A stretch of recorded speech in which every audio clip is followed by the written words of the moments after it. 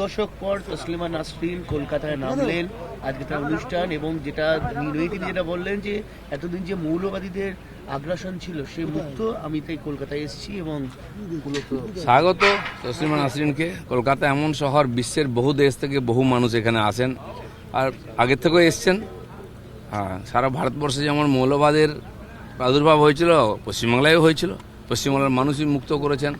তাই মুক্ত মনারা সবাই এখানে আসবেন, তাদের বক্তব্য রাখবেন। কলকাতার মানুষ শুনতে চায়। যারা কলকাতার মানুষকে, বাংলার মানুষকে এইসব থেকে বঞ্চিত করেছিল, মানুষ তাদেরকে সরিয়ে দিয়েছে। আজকে 1 আগস্ট থেকে 3টে খুব বড় ডেভেলপমেন্ট। একটা হচ্ছে মিড ডে মিলে ইসকনের মিল এবং তার সঙ্গে ডিম। 2 হচ্ছে আজ থেকে কলকাতায় নাইট সার্ভিস বাস চালু, এবং 3 হচ্ছে আজ থেকে সরকারি বাসে মহিলাদের পিঙ্ক কার্ড ফ্রিতে যাতায়াতের ক্ষেত্রে বাধ্যতামূলক। খুব ভালো কথা। সরকারের যে অ্যাচিভমেন্ট, মাননীয় মুখ্যমন্ত্রী কথা দিয়েছেন, আমাদের ম্যানিফেস্টোতেও ছিল মহিলাদের জন্য বিশেষ ব্যবস্থা এবং জীবনযাত্রাকে গতিশীল করতে।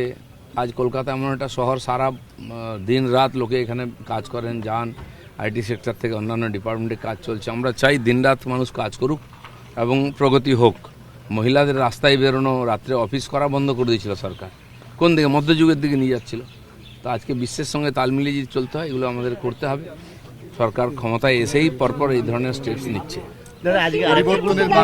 পরিবর্তনের বাংলায় ফসিল হয়ে যাওয়া একাধিক মেট্রো প্রজেক্ট, তার মধ্যে পিঙ্ক মেট্রো, যেটার বহুদিনের প্রত্যাশা। কলকাতা থেকে একটা মেট্রোয় কল্যাণী পর্যন্ত যাওয়া যাবে, এটা হচ্ছে টোটাল প্রজেক্ট। এই প্রজেক্টটা নতুন করে হিমঘর থেকে এই সরকারের জমানায় বেরোলো এবং আশার আলো। দেখুন, প্রজেক্ট, পাথর গেঁথে দেওয়া, এগুলো তো আমরা দেখছি 50 বছর ধরে। কাজ কিন্তু এগোয় না বাংলায়। মানে ভারতবর্ষের একদম প্রথমে বোধহয় মেট্রো কলকাতায় শুরু হয়েছিল, সেই 80 সালের দিকে। কত বছর হয়ে গেল? 40-42 বছর হয়ে গেল। কলকাতায় মেট্রো কতটা সম্প্রসারিত হয়েছে? কেন হয়নি? ওদিকে এতদিনে বারুইপুর, এদিকে কল্যাণী হয়ে যাওয়া উচিত ছিল, কিন্তু হয়নি।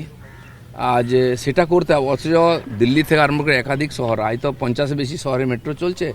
সেখানে দেখুন 10 বছরের মধ্যে মেট্রো কোথা থেকে কোথায় পৌঁছে গেছে। সমাজ জীবনকে গতিশীল করার জন্য আধুনিক ব্যবস্থা গ্রহণ করা উচিত। এখানে রাজনীতি হয়েছে। মেট্রো রেডি হয়ে যাওয়ার পরেও চিংড়িঘাটায় জয়েন করতে দেওয়া হয়নি, ইচ্ছাকৃত, খালি রাজনীতিক কারণে। তো আজকে তার ফলে কি হলো? ওনারা তো গেলেন, পশ্চিমবাংলার ভবিষ্যৎকে বিগড়ে দিয়ে গেছেন। তো আমাদের সরকার সেটাকে উদ্ধার করার চেষ্টা করছে। আজ থেকে শুরু হলো জনগণনা, যেটা অত্যন্ত গুরুত্ব দীর্ঘ বছর গত বছর থেকে সারা দেশে জনগণনা শুরু হয়েছে, জুন থেকে। এখানকার সরকার ইচ্ছা করে অনুমতি দেয়নি, যাতে এই যে 91 লক্ষ নাম বাদ গেছে, এরা যাতে ভোটার হিসেবে থেকে যায়। তা সত্ত্বেও বাঁচাতে পারেননি। তো এমনিতে জনগণনা 11 সালে হয়েছিল, আজকে কত বছর? 25 বছর, 15 বছর হয়ে গেছে। অনেক কিছু পাল্টে গেছে, তার তথ্যই সরকারের কাছে নেই। সমস্ত যোজনা ফেল হবে এই জন্য। তো সেটা আমরা সরকারে এসেই অনুমতি দিয়েছি এবং চালু হয়ে যাচ্ছে। মুখ্যমন্ত্রীর লাইফ থ্রেট, মুখ্যমন্ত্রীর লোকেশন এবং তার সমস্ত ডিটেল নেওয়া লস্কর জঙ্গি সেই লুকিয়ে রয়েছে বর্ধমানের রেনেসায় অভিজাত আবাসনে।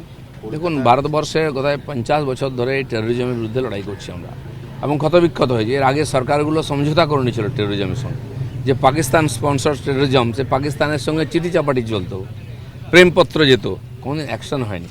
আমাদের সরকার আসার পরে টেরোরিজমের যেখানে গড় আঁতুড় ঘরে আমরা গিয়ে সার্জিক্যাল স্ট্রাইক করেছি, এবং সারা ভারতবর্ষে বহু নেতা, মাননীয় প্রধানমন্ত্রী, রাষ্ট্রপতি, গৃহমন্ত্রী, আমাদের বর্তমান মুখ্যমন্ত্রী এবং একাধিক নেতার নামে বহুবার থ্রেট এসছে, চিঠি এসছে, ধমকি এসছে। আজ পর্যন্ত কিছু করতে পারেনি ওরা, কিন্তু ওরা ভুলে গেছে যে এখন নরেন্দ্র মোদী সরকার চলছে, বিজেপি সরকার চলছে এখানে।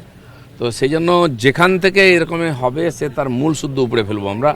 আজ সারা দেশের সরকার এবং ভারত সারা দুনিয়ায় মানে যে টেরোরিজমের বিরুদ্ধে নেতৃত্ব দিচ্ছে নির্মূল করার জন্য।